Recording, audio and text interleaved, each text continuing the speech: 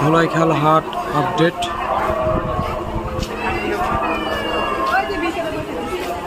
মাশাআল্লাহ অনেক সুন্দর সুন্দর গরু আসছে।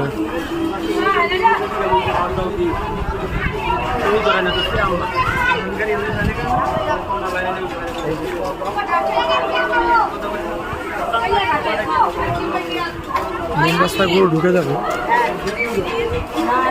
ওরা সব গলির মধ্যে রাখা হয়েছে। যে খোকা মাঠের যে গলিটা, মাঠের গলিটার মধ্যে রাখা হয়েছে। ওরা সব মেন রাস্তায় নিয়ে যাবে, তো আজকের মধ্যে মেন রাস্তায় নিয়ে যাবে।